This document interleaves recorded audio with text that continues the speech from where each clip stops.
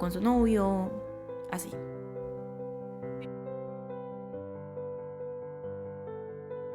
Cuando abordamos los feminicidios es común destacar los impactos que este crimen suele dejar en las madres, en los hijos, las hijas o las hermanas de la víctima. Sin embargo, pocas veces exploramos cuáles son las consecuencias que deja este trágico suceso en las mejores amigas o el círculo social de la víctima. Y aunque pueda parecer un hecho menor, lo cierto es que cuando tu mejor amiga desaparece y te enteras que apareció muerta por un feminicidio, las consecuencias pueden ser devastadoras y perdurar por toda la vida. La alegría y confidencialidad se transforman, dando paso a la tristeza y a la incertidumbre. Esta es la historia de Kintsugi Jin, como le gusta ser llamada, una joven que con tan solo 13 años presenció cómo un feminicidio le arrebató a su mejor amiga. Ahora, con 21 años, nos cuenta su historia.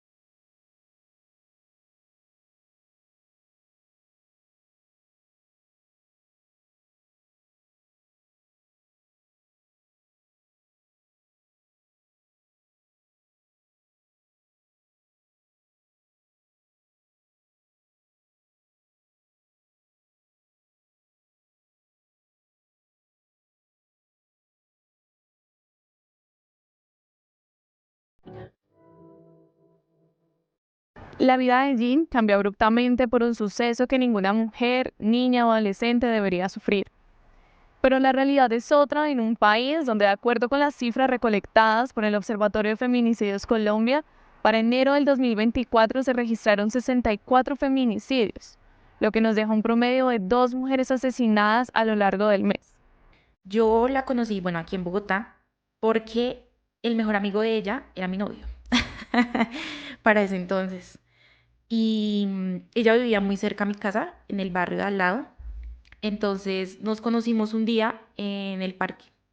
Como no, mire, ella es mi mejor amiga y ella es mi novia y no sé qué. Y ahí como que hicimos clic, ¿sabes? Como que son dos piezas que encajan así perfectamente. Y siento que conectamos también porque en parte de que ella era así, también era como muy cerrada, ¿sabes? No hablaba con cualquier persona, era una niña muy de su casa, muy casera, muy estudiosa, muy juiciosa, pero yo era como la amiga loquita que salía, que, mejor dicho, se la pasaba en la calle, cosas así.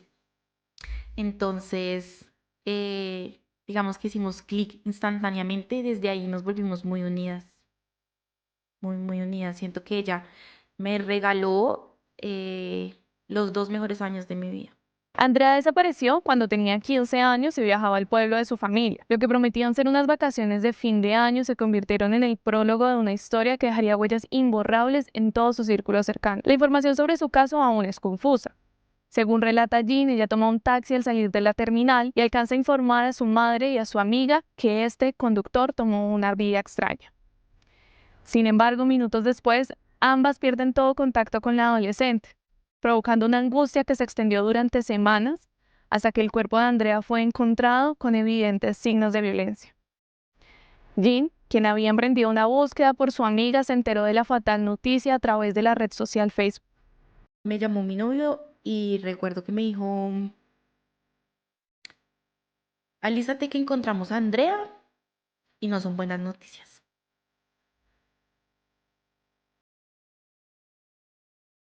Mm, Y recuerdo que me puse lo primero que encontré. Y el cuerpo llegó a medicina legal como a eso de las 3 4 de la madrugada.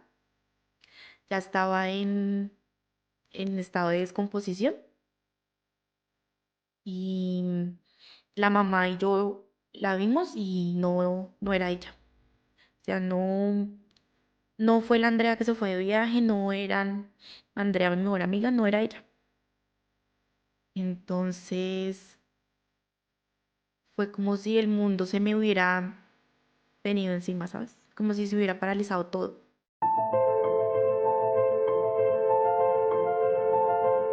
Andrés Castro Morales, fundador del proyecto de Cognilab y estudiante de la maestría en Psicología Cognitiva de la Universidad de Buenos Aires, quien durante muchos años ha liderado procesos psicológicos comunitarios y de violencias basadas en género, asegura que es fundamental expandir el proceso psicológico y el acompañamiento psicosocial al círculo social de la víctima. Esto quiere decir a los amigos o mejores amigas de la misma, sin importar que éstas no sean familiares directos, puesto que de no tratarlo las consecuencias pueden ser irreversibles. Psicosocialmente, el cerebro y el comportamiento de una persona puede variar demasiadas a actos que pueden darse precisamente después del momento que se vivió la situación, como por ejemplo puede ser agresividad, irritabilidad, puede seguramente ser una persona que pueda sentir momentos muchísima ansiedad, especialmente porque puede recordar esa experiencia y eso suscita otra vez que se reactive la emoción. Es importante y es muy clave también comprender que no solo son secuelas que se pueden dar a nivel de comportamiento, sino también secuelas a nivel físico, desde dolores que uno no se piensa de por qué son, dolor de cabeza, problemas digestivos, también puede ocurrir que los problemas y horarios de sueño se empiecen a distorsionar, puesto que también son emociones que empiezan a reactivarse y el proceso de trauma empieza a reactivarse y se vuelve también una situación que muchas veces nos afecta en nuestra vida cotidiana. El gran problema que tenemos y de las grandes secuelas que se generan a largo plazo es que a largo plazo y especialmente con los niños cuando no se hablan de estas cosas es que empiezan a quedarse también patrones de comportamiento que empiezan a guardarse, o sea, se empiezan a acumular. Como sabemos que la memoria a largo plazo es importante para la subsistencia de los seres humanos, así como puede guardar cosas que pueden ser muy útiles también para nosotros, también puede guardar algunas experiencias que no son saludables y puede que vuelvan a darse cosas y puede que otra vez le genere, por ejemplo, una reactivación del trauma. Se llame un proceso de o se desarrolle en un trastorno de estrés postraumático. Yo pesaba casi como unos 55 por ahí y llegué a pesar casi los 40 kilos. Estaba muy delgada, tenía anemia, estaba teniendo retención de líquidos. Entonces hubo un tiempo en el que tuvieron que hospitalizarme. También tenían que hacerme como un lavado gástrico, porque yo lo que hacía era que yo delante de mi mamá y eso yo comía, pero yo después iba y me vomitaba al baño. Y yo le dije a mi mamá que yo me quería morir, que yo no quería seguir viviendo y que me dejara. Mira, hoy en día me da pánico subirme a un taxi si no estoy acompañada. Me da pánico. Yo soy una persona que casi no usa el transporte público, pero con los taxis desaté un trauma terrible. O sea, créeme que yo uso el taxi, pero ya cuando me toca, pero acompañada.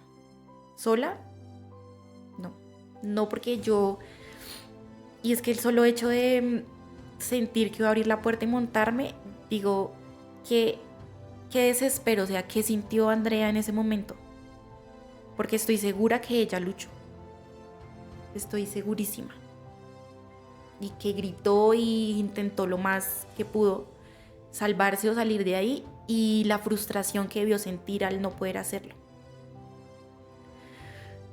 Y más allá de eso, como una rabia, un coraje que no te puedo explicar, ¿sabes? Conmigo, con el mundo, con todos. Y esa rabia yo la desataba en mi mal genio, en mi manera de contestar. Quería vivir buscando problemas y yo sentía que el hecho de agarrarme con alguien más de las greñas desataba esa ira en mí, ¿sí? Como que me ayudaba un poquito a sacar eso. Cuando hablamos de por qué se reproducen muchas veces las violencias y muchas de las prácticas que también se pueden identificar en los espacios que habitamos, por ejemplo, que pueda una persona ser cercana o una persona víctima de violencias basadas en género y que pueda reproducirlas, o que pueda vivir un espacio en donde se reproduzcan esas violencias, también tiene que ver mucho con el tema bueno, hay dos factores importantes, pensaría yo, igual le pueden haber muchos más, pero por ejemplo el tema de los continuum de violencias. Y es porque seguramente son personas que venimos habitando espacios de violencia desde antes, previamente, y se van reproduciendo. O sea, es una violencia que se sigue reproduciendo y reproduciendo. Por ejemplo, le pasa mucho a las personas LGBTIQ+, cuando desde que se empiezan a, por ejemplo, a autodeterminar como personas con experiencia de vida trans, sufren unos tipos de violencia, pero previamente venían con unas violencias escolares, venían con unas violencias seguramente desde, no sé, de los servicios de salud, de pronto venían unos procesos de terapia donde seguramente también se reprodujeron otras violencias. Suele pasar por ese lado, por ejemplo. Creo que tiene una responsabilidad gigante las redes sociales, la televisión, los medios, todos los periodistas, todas las personas como publicistas que reproducen también ese discurso y reproducen un discurso también de violencia, porque es que al final todos aprendemos pues un aprendizaje cultural donde vemos que este tipo de cosas, cómo se normalizan, cómo se naturalizan además, pues se vuelven a reproducir. Entonces, por eso seguramente una persona podría otra vez volver a reproducir esos espacios, más que si es directamente donde lo ve y ve que al final no ocurre nada, no ocurre justicia y se normalizó la experiencia, pues entonces va a pensar que de pronto es el único camino. El feminicidio de Andrea y los abusos sufridos por Jean no son incidentes aislados, sino parte de una ola de violencia contra las mujeres que afecta no solo a Colombia, sino al mundo entero. De acuerdo con datos proporcionados por la Organización de las Naciones Unidas, aproximadamente 1 de cada 3 mujeres a nivel global ha experimentado violencia física o sexual desde una edad temprana. En el contexto colombiano la situación no difiere. El Observatorio de Feminicidios Colombia revela que entre enero del 2018 y marzo del 2023, el promedio mensual de feminicidios fue de 51 casos. En el año 2024, la Procuraduría General de la Nación ha lanzado una alerta sobre la crítica situación, indicando que en enero de este año se registraron 20 feminicidios, siendo Santander el departamento con mayor incidencia. Y aunque existan discrepancias con las cifras presentadas por diversas organizaciones civiles y las entidades del Estado, lo cierto es que Santander, Antioquia, Valle del Cauca e incluso Bogotá han concentrado las tasas más elevadas de feminicidios en los últimos años. El común denominador en todos los casos es una justicia ausente. Hablamos con Sofía Amado, representante estudiantil de Derecho de la Universidad Nacional de Colombia, activista e integrante de la Mesa Feminista La Ramona y además investigadora con enfoque diferencial, quien nos habló sobre las causas y las ausencias de la justicia en Colombia en materia de violencias basadas en género. Para ella, un punto fundamental es entender que las denuncias son un recordatorio de cómo el derecho le ha fallado a las mujeres. La denuncia para mí, desde mi posicionamiento frente al derecho un poco crítico, es que la denuncia es recordarle al derecho que nos falló a las mujeres. Es tener que hacer pasar a una mujer por un proceso que puede ser supremamente revictimizante y doloroso para ella, para poder llevar a cabo y para poder buscar cierta sensación de justicia. Yo creo que el derecho falla para con las mujeres y para con otros grupos poblacionales, más que todo porque el derecho pues nace y es un proyecto supremamente colonial, ¿sí?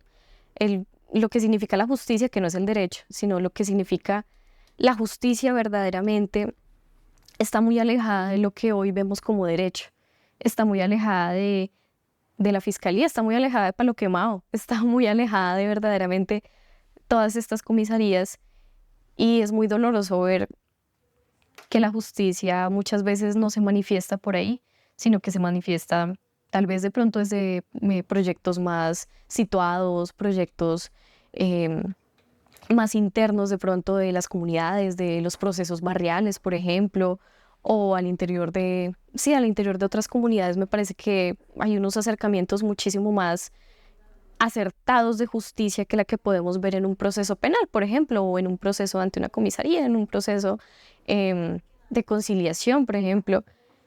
Ahora bien, yo creo que cuando hablamos de un enfoque de género, ya habiendo reconocido esas dos partes, tanto el patriarcado como la necesidad social de entender el patriarcado como algo que nos parte como mujeres, que parte nuestros cuerpos feminizados, pues es también entender ahora una justicia que se piense esa jerarquización.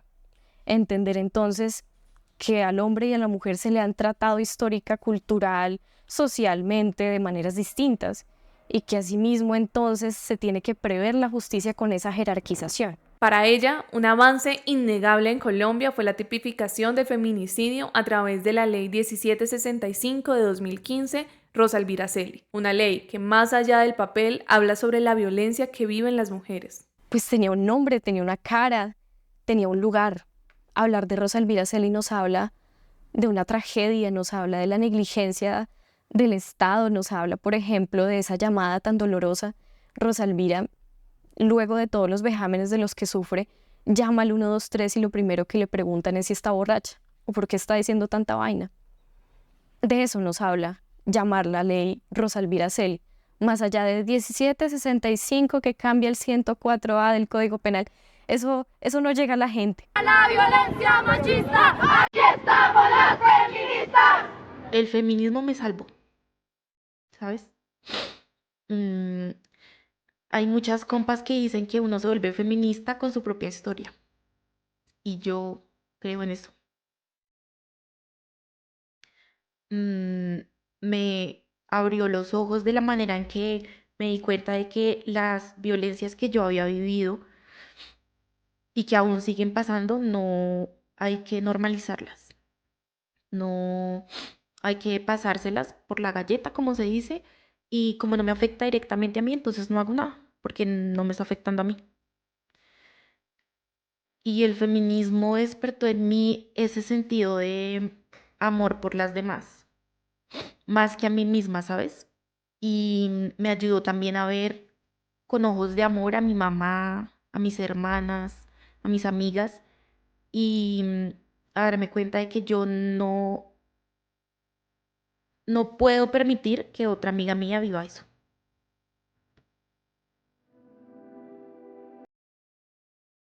En el movimiento feminista, Gina encontró una fuerza que le demostró que no estaba sola. Encontró un grupo de mujeres desconocidas que, al igual que ella, gritaban movidas por el dolor, la rabia y la impotencia. En esos espacios, a menudo señalados por algunas personas a las que el movimiento incomoda, Jean halló una especie de salvación. En esos lugares, movidos por la sororidad, encontró las respuestas que durante mucho tiempo le habían negado. Anhela creer que su amiga, de estar viva, sería feminista. Digamos que todo el tiempo, ¿sabes? Porque yo tengo amigas, pero como que nadie es ella, nadie. Y después de un tiempo evitaba ya pasar por los lugares donde frecuentemente me la pasaba con ellas. Pero siempre hay un olor, un sabor, una persona, algo que me dice cómo estoy aquí. Pero yo pienso que mi vida hubiera sido más linda de lo que ya era con ella, ¿sabes? Que hubieran cambiado muchas cosas. Ella sanó y reparó cosas que ni siquiera rompió en mí. Entonces siento que nos perdimos de tantas cosas, sobre todo ella, de tantas. Mm, y digamos que a mí me dolió mucho el hecho de graduarme y no verla a ella como decía, yo voy a estar ahí haciéndote barra. Y mirar a toda la gente que yo quería ahí, pero no estaba ella. Como mirar su silla vacía o digamos, cuando fui a la casa de ella a recoger sus pertenencias y sentir que ya no, pues que ya no iba a volver a verla, ¿sabes? Y creo que es una de las cosas más dolorosas en la vida, perder a, a esa amiga que era como una hermana.